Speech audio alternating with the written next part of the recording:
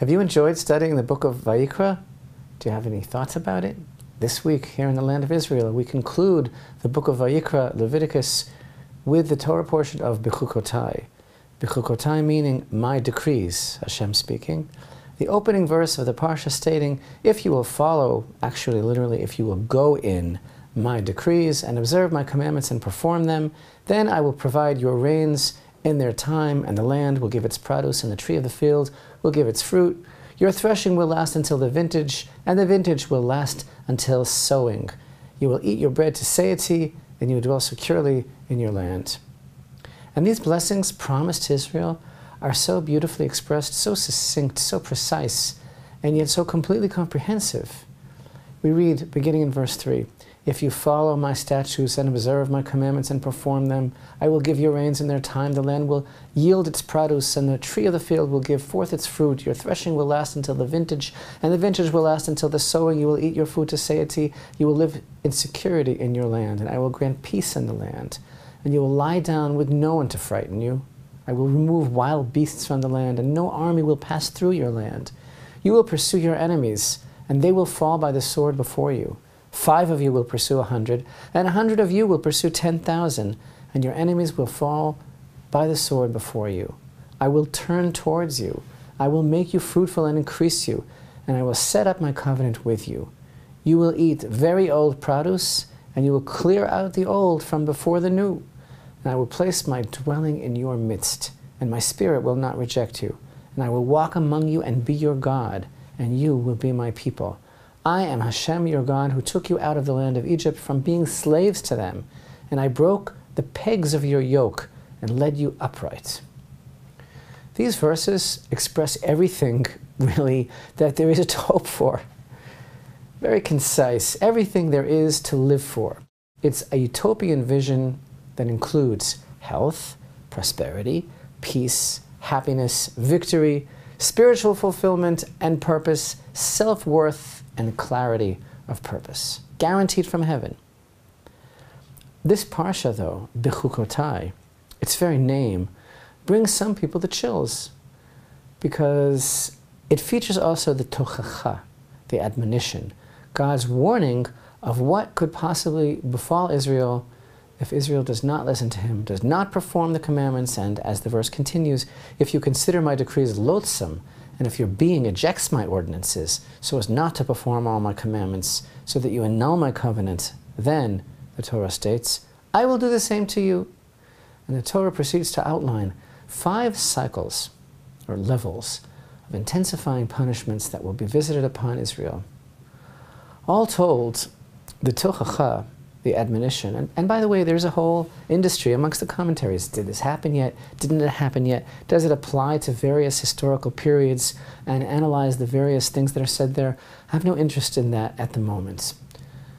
All told, what's being described here is more than the opposite, more than simply the opposite of the utopian promise of the blessing, more than simply a dystopian vision of a reality that unfolds before us, dystopian meaning things that we would not like to see happening. It's actually a living nightmare of suffering, subjugation, fear and loathing, insecurity, impotence, and desolation. With God's promise, of course, that he will not reject them, utterly obliterate them, or annul his covenant with them, but that he will remember them and return them. But these punishments are very severe, if that's the proper definition. Punishments. The most compelling aspect of this intensifying cycle of the admonition is the cause. If you behave casually with me, says God, then I too will behave towards you with casualness. And finally, as God stating in verse 27, I will behave towards you with the fury of casualness. This casualness, expressed in Hebrew by the word keri, implies more than just a casual attitude, but rather an attitude that the universe is casual, coincidental, happenstance, meaningless. As people are wont to say, stuff happens. So basically in this verse Hashem is saying, okay, if you think stuff happens, none of it makes any sense, here, catch this stuff. Stuff will happen to you with a fury. What are you going to do about it, though? But it seems to me that the greatest punishment of all is being described here. I mean, is this attitude of everything being casual affecting, as described here, God's reciprocity, is that the cause and effect? Or indeed, is that also the worst punishment of all? To think that everything is happening of itself, that's at once the cause of and the worst of all these punishments. Everything here, whether one finds this section in the Torah as chilling and scary and something to be voiced in an undertone and something fearful, or something that is not particularly threatening but actually makes a lot of sense, our attitude about these verses is directly connected to our conception of God. And when we say God, we mean our relationship with the universe, reality, existence, the purpose of human life, and of God in particular. What is our take? Who is He to us as we conclude the book of Vayikra? Is He a malignant or fearful or vengeful force that has us in the corner and won't take no, that will punish us for disobeying His word, is literally out to get us? Or is He our Creator, our King, our Father, who loves us as children, even if we be wayward children? So, is God simply my errand boy? Is He my insurance policy, my fail-safe, my default? Is it just a relationship of take care of me and mine, and what can you do for me? Or is this about a real relationship and our responsibility towards all of creation? So, how do we feel in retrospect now about this book that we've been so immersed in for so many weeks now, the book of Vayikra, the heart of the Torah, now that we're finishing it? What was it all about? And really, why is this here? Why is this the conclusion of the book of Vayikra? The book of Leviticus is God's perception of reality. And actually, it's the rope that He throws us for us to grab onto and try and realize that there is much more to life than meets the eye. Seeing life as simply what meets the eye is our biggest problem. So one thing that we've tried to emphasize in the past several weeks, especially the past two Torah portions of Emor and Behar, we tried to emphasize that the dimensions of space and time and life intersect. Because at their roots, there is no distinction or division between them, and actually they are all one.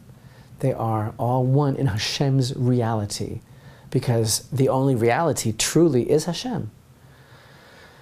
So there's a verse that we're going to get to in the book of Deuteronomy, in Devarim, in chapter 4, verse 35.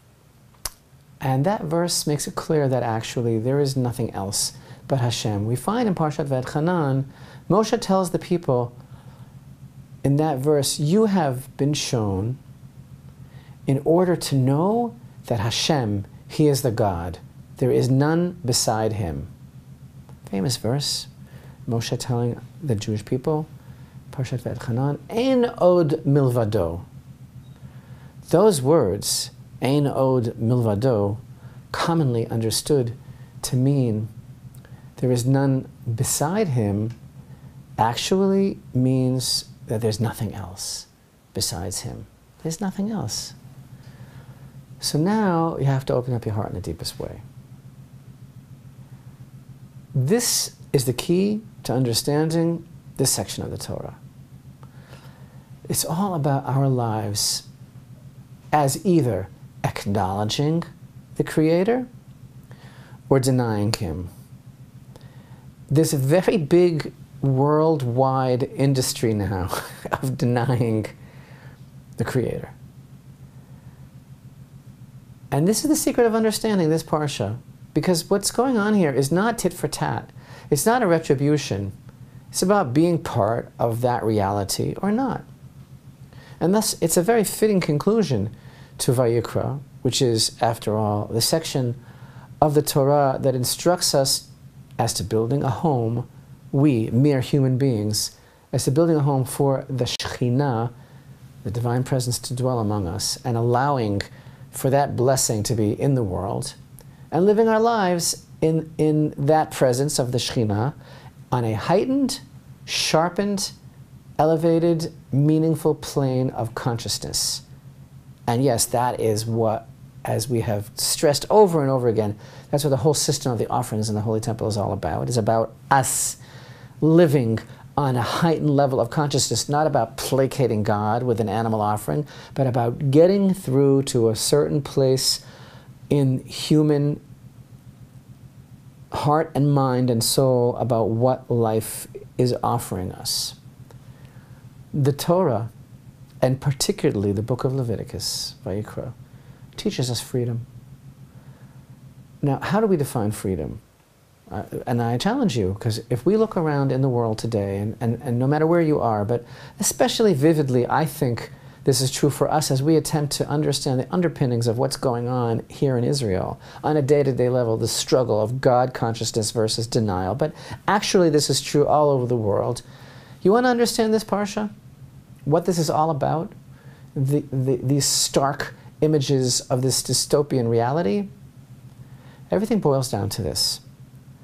Do we acknowledge and recognize, admit and internalize that there is a creator and nothing is haphazard, nothing is carry, nothing is casual, and therefore such acknowledgement will reflect in our behavior because we'll realize that there's nothing else but Hashem and we're part of Him, and either we elevate or bring down all of creation with everything we do, or are we in total denial of the Creator, and we find His mitzvot, His plan for human purpose, and His moral code, if we find it to be loathsome, which attitude in turn will allow us to be whatever we want to be, because nothing matters, because nothing is purposeful, because everything is a fury of casuality.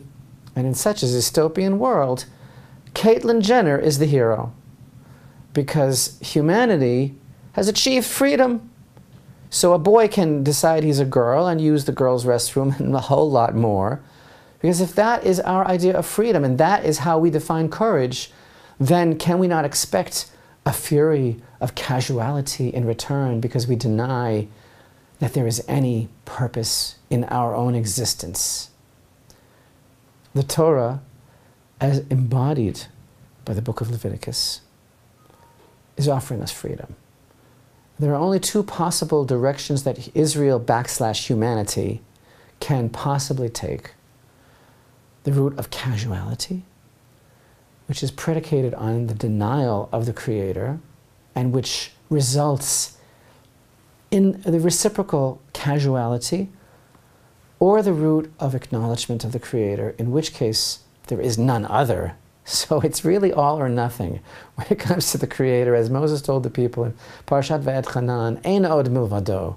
There is nothing else but Hashem. And by the way, this is not actually the conclusion of the book of Vayikra, because there is one more chapter, chapter 27 of this beautiful Sefer, and that ends with the topic of evaluating gifts for the Holy Temple, according to the valuation of a person, of sanctifying and redeeming animals, and even property. Because actually, everything and everyone can be redeemed.